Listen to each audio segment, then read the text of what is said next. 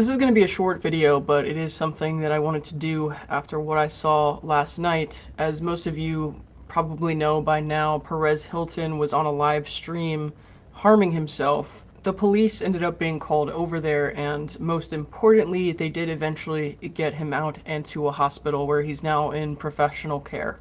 I don't watch a lot of TikTok, so I didn't know about this until I got a text from Zach Peter last night informing me of what was going on, and I clicked on it onto Twitter. And I have to say, some of the stuff we're able to see online these days is actually horrifying. Watching violent acts, whether self-inflicted or inflicted by someone else, is something that can really stick with a person. I remember scrolling through Twitter and coming across a video of Charlie Kirk being shot without even knowing what was going on. I didn't even know what I was looking at first. Those kinds of things should never catch you by surprise just casually scrolling through social media. And for a lot of people, I think these images, these videos did come across that way. For me personally, I clicked on it because Perez is someone that I know. I was concerned and I wanted to know what exactly we were looking at. I kept seeing people commenting that it was fake blood, that it was staged, and so I had to look for myself. But it was not staged. As awful as a stunt like that would have been preferable if it had been staged. It was not fake, and that hit pretty hard. Perez and I don't know each other super well. We have talked in the past. He came on my stream once. He's always been nice to me. But still, seeing someone you know in a state like that, it hits pretty hard. I tried messaging, I tried texting, I tried calling, but of course he did not seem to be in a state to answer at that point. I've seen a lot of stuff, a lot of disturbing stuff with my job in the ER, where I would evaluate the Baker Act patients or the psych patients who came into the hospital. The doctors would consult me to go and do an evaluation on them. And so I've seen a lot of self-harm. I've seen a lot of just really awful, gory stuff. And that's not my full-time job anymore, but this, brought a lot of that up for me, thinking about that a lot, because it was strange kind of being on the other side of it. I've talked to a lot of families and friends of patients who had people rush to the emergency room after they tried to hurt themselves, and a lot of people who were looking for answers that sometimes we couldn't give. I don't know for sure what happened that led up to this, and I don't think, most people probably don't. I think maybe his family has a much better idea of what's been going on with him than anyone else, but I don't know his family. I haven't talked to him in, it's been at least a couple months. Sometime after he got out of the hospital, which is what I wanted to mention here. I see a lot of people saying it's, drugs or whatever. We don't know that. I have no idea if he even uses drugs right now recreationally. I don't know what's going on there. But I know he was in the hospital for, I think it was like 3 weeks after getting sepsis, which is something that can cause psychosis after the fact. And those can be long-term, problems with your brain, or psychological or neurological issues, including severe hallucinations or confusion. And some people who have had sepsis have said that those effects, they, persist long after they've left the hospital. He was also re-hospitalized after that because of a blood clot. I'm sure he's been on a lot of medications. I don't know what effect those could be having. My point is, I have no idea what caused this, and I don't think anyone else does either, at least no one that we've seen speak.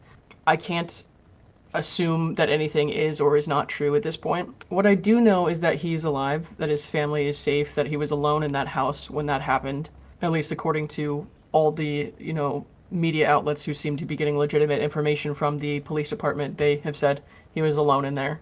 And I think based on what I've seen from people who have done something like this and done something that was either out of character or bizarre or something that they would just never do, when they come out of it, sometimes there can be a lot of shame with that, a lot of shock, confusion. So whatever battle that this man is fighting mentally, while he may be in hospital care, emotionally it's probably far from over. I think that he is going to need support. I know that there are a lot of people who don't like him. Seeing the way that some people handle this has been really disturbing.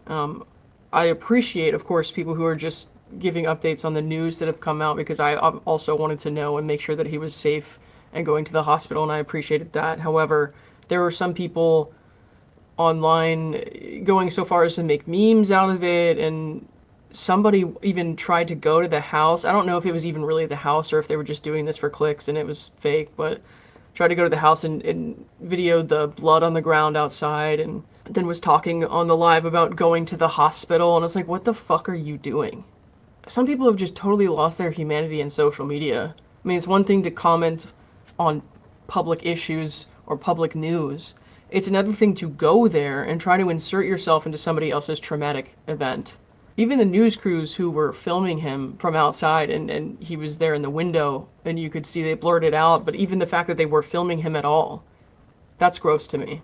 And everything that I saw is not something I would wish on my worst enemy. It's not something I would wish on someone that I absolutely have no love for. You know, I don't really hate people, but I wouldn't wish it on someone that I did hate.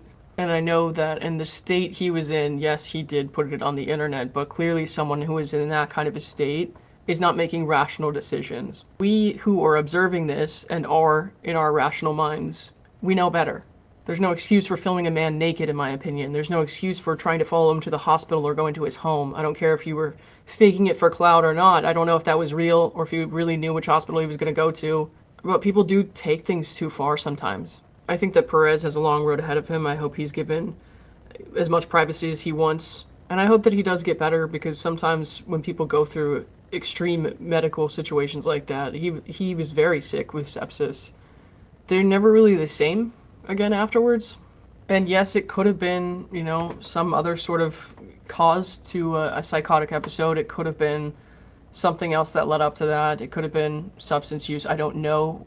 You know, like I said, I don't know if he is using any substances. What I do know is that this will follow him around for the rest of his life. And I hope that people will show empathy and care in the way they would show to one of their loved ones in the same situation, even though you don't ever want to imagine that happening. Because even if you don't like the guy, this isn't something that people should celebrate. It's not funny, and he does have a family, and remember that, you know, he's not seeing all this right now, so you may just be hurting his family or loved ones who haven't done anything wrong to deserve that. I think this is the only time I'm going to address this situation at all here. I think I wanted people to know that he, you know, was safe. They had gotten him, EMS had gotten him to the hospital per official statements and multiple reports. But that's all I got for now, guys. Thanks for watching. I will talk to you guys later. Thanks.